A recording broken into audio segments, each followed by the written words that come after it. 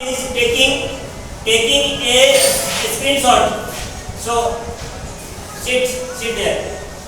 Sandeep, don't dial What? mobile number. What are you doing? What you are doing? What you are doing? Yes, Kanchan. Yes, do you something?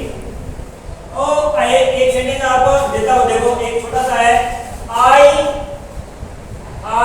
do। देखो इसको बिठा दो क्या, इसको clear करते हैं। नहीं सर, चीजें समझ में आए, इसको ले लो। चीजें समझ में आ जाए। एक सेंटेंस में आपको देता सर, हूँ, सुन ले कोई की स्क्रीनशॉट तो ले लिया। ले लो कोई को सुन लिया करो। यहाँ पे लिख रहा हूँ I do read। सर आप थोड़ा साइड में हो जाओ ना।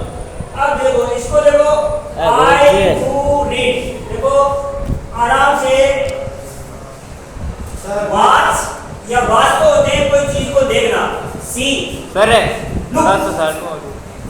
look means होता है देखना। अब आप बोलना चाहते हो बोर्ड पर देखिए, आपको बोलना है बोर्ड पर देखना, तो लुक क्या बोलोगे?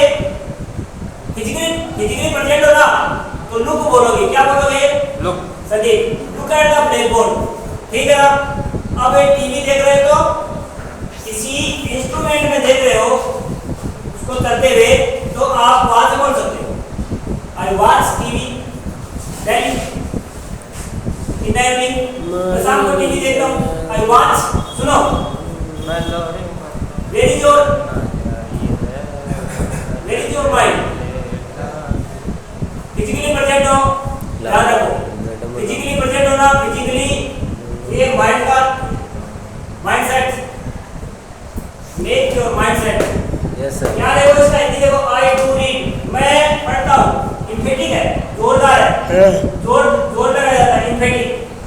मैं पढ़ता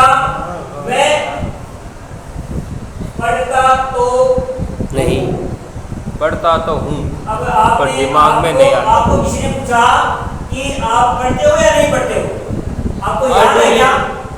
आपको याद क्यों नहीं है? तो आपका जवाब होगा मैं पढ़ता तो हूँ, ये लेकिन याद नहीं है।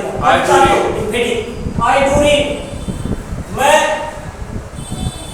इंग्लिश सीखता तो अगर लगाया इम्फेटिक तो इम्फेटिक हो जाता है।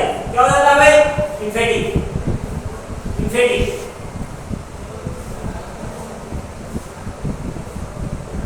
इम्फेटिक हो जाता है, जोरदार, जोर देना,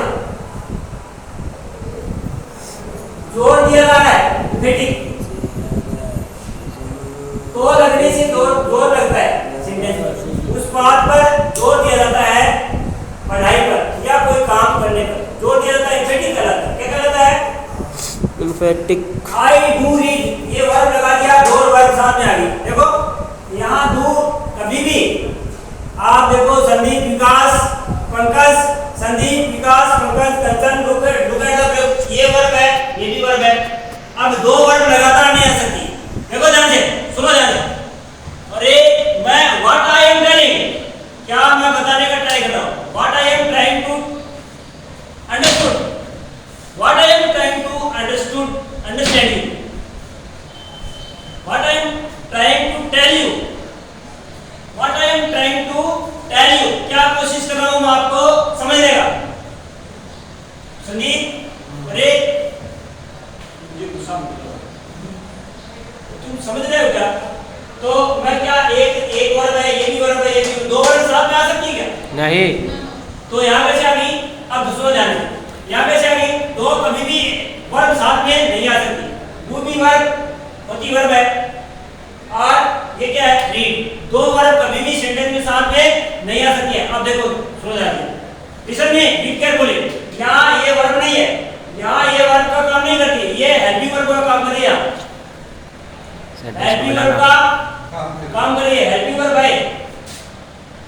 कौन सी है? ये डू लगाने से तो का इस्तेमाल हो गया, तो आ गया। अंडरस्टूड और नॉट? यहाँ हेल्पिंग वर्ब, सहायता करिए। हेल्पिंग वर्ब पहला ही है, एच भी है। लगता है वर्ब दो साथ में कभी नहीं आती है सेंटेंस में, दो वर्ब के साथ है नहीं आती। यहाँ ये हेल्पिंग वर्ब का काम कर रहा है डू। अब वर्ब जानते हो ना कितने होती है? 5 वर्ब्स होती है। There are 5 verbs, 5 verbs, there are 5 verbs in there are 5 verbs in English grammar. 5 verb होती है, 1 पहली, सेकंड, पहली, दूसरी, तीसरी, चौथी, पांचवी, 5 there are 5 verbs in English language. English language में 5 वर्ब होती है भाई। अब देखो कौन कौन सी होती है। पहली फॉर्म होती है फर्स्ट फॉर्म, फर्स्ट टू की जाए V1, V2, V3, V4, V5, ये 5 होती है। 5 एक बता देना, पहली, दूसरी, तीसरी, चौथी, पांचवी। अब जैसे यहाँ लिखा मैंने ईच